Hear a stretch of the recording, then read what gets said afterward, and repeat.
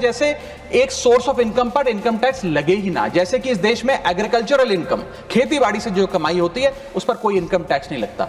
ये वो नहीं है।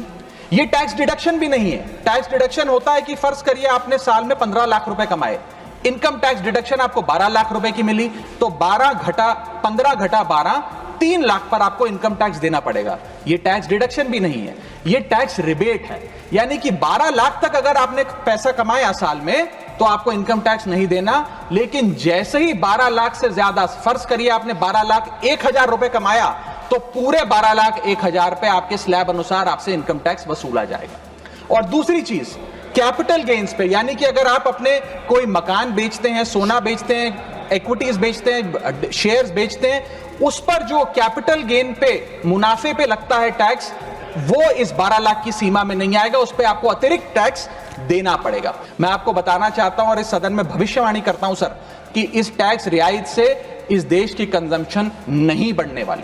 भारत के मिडिल क्लास परिवार आज रोजमर्रा के जीवन के लिए, अपने डेली एक्सपेंसेस के लिए लोन लेने पर मजबूर हो गए। मिडिल क्लास आज सरकार को वो गाना सुनाना चाहता है कि सारी उम्र हम मर मर के जी लिए, एक पल तो अब हमें जीने दो।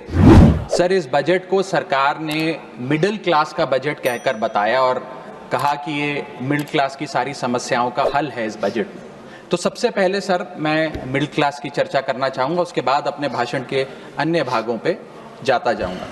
सर, पहली बात तो यह है कि सरकारें मिडिल क्लास को एक आत्मा रहित कंकाल समझती हैं, जिसकी हड्डियों पे चढ़ के $5 ट्रिलियन इकोनॉमी बनाना चाहती हैं। सर, इस देश का मिडिल क्लास कमर तोड़ मेहनत करता है, लेकिन इस मेहनत के बावजूद मिडिल क्लास गरीब हो रहा है, अमीर नहीं हो रहा। गरीबों के लिए तो अक्सर सब्सिडीज और स्कीम्स लाई जाती हैं, जो कि लानी भी चाहिए। अमीरों के लिए production linked incentives, rebate, tax incentives, न जाने क्या क्या लाया जाता है, लेकिन इस देश के मिडिल क्लास को कुछ हासिल नहीं होता। ऐसा लगता है कि सरकारें समझती हैं कि देश के मिडिल क्लास के ना सपने हैं ना अरमान है, लेकिन वो सोने का अंडा देने वाली वो मुर्गी है जिसकी गर्दन जब चाहे मरोड़ के टैक्स वसूल लिया जाए। इसी के चलते सर मैं कहना चाहता हूं कि इस देश में मांग यानी कि डिमांड इसलिए गिर रही है क्योंकि इस देश का मिडिल क्लास सिकुड़ रहा है।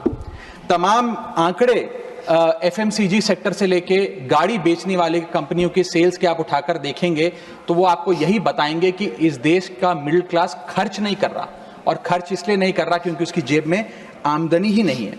मिडिल क्लास खाली सेंसस के लिए नहीं है सर, उसके भी अपने अरमान हैं, उसके अपने सपने हैं। 1989 में यूनाइटेड स्टेट्स ऑफ अमेरिका में एक पिक्चर बनी थी जिसका नाम था Honey I shrunk the kids. मुझे लगता है भारत देश में वर्ष 2025 में पिक्चर बननी चाहिए, honey I shrunk India's middle class. Sir, मैं आपको साफ तौर पे बताना चाहता हूं कि मिडिल क्लास टैक्स उससे वसूला जाता है जैसे उससे किसी अधिकार से हम टैक्स ले रहे हैं और सुविधा उसको एहसान मुताबिक दी जाती है। सर, नेस्ले इंडिया के अभी आंकड़े आए जो इस देश की सबसे बड़ी एफएमसीजी कंपनियों में आता है। उस आंकड़ों में यह पता लगा कि 8 वित्तीय वर्षों में इस वर्ष सबसे कम ग्रोथ उन्होंने दर्ज कराई। और जब नेस्ले इंडिया के चेयरमैन से यह बात पूछी गई कि क्यों आप अपनी लोएस्ट ग्रोथ पर आ गए, तो नेस्ले इंडिया के चेयरमैन ने कहा कि भारत का मिडिल क्लास खरीद नहीं रहा, भारत का मिडिल क्लास सिकुड़ रहा है। मैं महंगी गाड़ी और महंगे मकानों की बात नहीं कर रहा सर, लेकिन सस्ती गाड़ी और सस्ते मकान जो मिडिल क्लास खरीदता है उनकी डिमांड घटती जा रही है, उसकी प्रोडक्शन घटती जा रही है, जिसका सीधा